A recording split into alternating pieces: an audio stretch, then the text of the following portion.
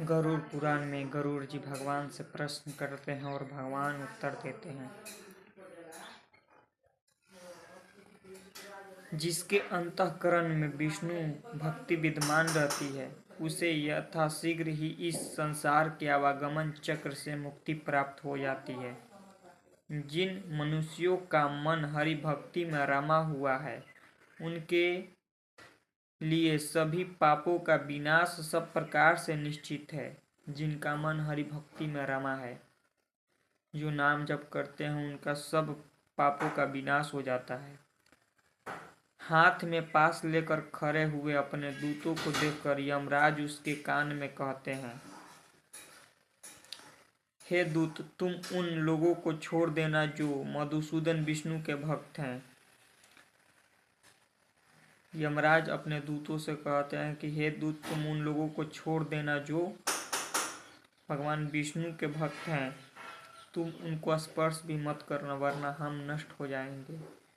मैं तो अन्य दुराचारी पापियों का स्वामी हूँ। विष्णु के स्वामी स्वयं हरि हैं। विष्णु ने स्वयं कहा है कि यदि दुराचारी व्यक्ति भी मुझ में अन्य भक्ति रखता है तो वह साधु ही है। भगवान कहते हैं कि कोई कितना भी दुराचारी व्यक्ति हो, घोर पापी हो, मगर वो हमें अपना मानकर हमारी भक्ति में लग जाता है तो उसे भी मैं साधु बना देता हूँ। वो भी साधु ही है, क्योंकि उसने भक्ति का निश्चय कर लिया है कि विष्णु की भक्ति के समान अन्य कुछ भी नहीं है। निश्चय पूर्वक भगवान की भक्ति में अन्य भाव से लगा हुआ व्यक्ति तुरंत धर्मात्मा हो जाता है। जो व्यक्ति नित्य प्रतिदिन भगवान का नाम जप करता है, वो धर्मात्मा हो जाता है। उसको शाश्वत शांति प्राप्त होती है। हे द्विज श्रेष्ठ, आप ऐसा निश्चय ही जान ले कि विष्णु भक्त का कभी विनाश नहीं होता है। समस्त संसार के मूल कारण भगवान हरि में जिस मनुष्य की भक्ति स्थित रहती है, उसके लिए धर्म अर्थ काम इस त्रिविगण का कोई महत्व नहीं है, क्योंकि परम सुख रूप मुक्ति ही उसके हाथ में सदा रहती है। जो भक्त मनुष्य की भगवान हरि में जिस मनुष्य की भक्ति स्थित रहती है, उसके लिए धर्म अर्थ काम इस त्रिगण का कोई महत्व नहीं है, क्योंकि परम सुख मुक्ति उसके हाथ में सदा रहती है। यह जो हरि की त्रिगुणात्मिका दैवी माया है, उसको वे लोग पार करते हैं जो हरि की शरण में जाते हैं। जिनकी बुद्धि में भगवान हरि निवास करते हैं, उनके लिए यज्ञ आराधन आदि से क्या लाभ। भक्ति से ही नारायण की आराधना होती है। भक्ति के अतिरिक्त उनकी आराधना के लिए अन्य कोई साधन नहीं है। विभिन्न प्रकार के दान देने से, भली भांति पुष्प समर्पण से अथवा अनेक प्रकार के दिव्य अनुलेपन से भी परमात्मा जनार्दन विष्णु उतना संतुष्ट नहीं होते जितना भक्ति से। इस संसार रूपी विष वृक्ष के अमृत के समान दो फल हैं। पहला फल है भगवान केशव की भक्ति और दूसरा फल है उनके भक्तों का संग।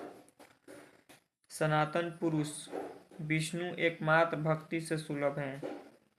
यह भक्ति अन्यास पत्र पुष्प फल अथवा जल का श्रद्धा के साथ विष्णु के चरणों में समर्पण मात्र से पड़ाया है। ऐसी स्थिति में अति कृष्ट साध्य मुक्ति के लिए प्रयत्न किया जाए। हमारे कुल में विष्णु भक्त ने जन्म लिया है, यह हमारा इस संसार सागर से उद्धार करेगा। यह सोचकर पितृगण ताल ठोकते हैं और पितामह ताली बजाकर नृत्य करते हैं।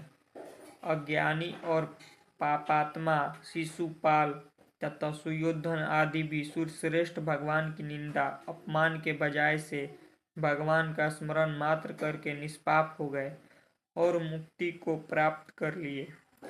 ऐसी स्थिति में भगवान में परम भक्ति रखने वाले को मुक्ति लाभ में कौन सा संशय है, वह तो निसंदेह प्राप्त होगा। ध्यान योग से रहित होकर जो भी लोग विष्णु की शरण में आते हैं वे मृत्यु का अतिक्रमण करके परम वैष्णव गति को प्राप्त हो जाते हैं। हे माधव, इस संसार में प्राप्त होने वाले सैकड़ों कष्टों से व्यथित और शरीर में विद्यमान अनेक इंद्रिय छिद्र रूप अश्वों के साथ विषय वासनाओं में भटकते हुए मेरे मन रूपी घोड़े को आप रोक लें और अपने चरण रूपी घूंट में सुदृढ़ भक्ति रूपी बंधन से बांध दें, जिससे यह मेरा मन आपके चरण कमल का परित्याग कर अन्यत्र न जा सके। विष्णु ही परब्रह्मा है, वे ही तीन भिन्न रूपों में वेद शास्त्र आदि के प्रतिपाद्य हैं। इस तत्व को उनकी माया से मोहित जन नहीं जानते। जो लोग इस माया से परे रहते हैं तथा विष्णु में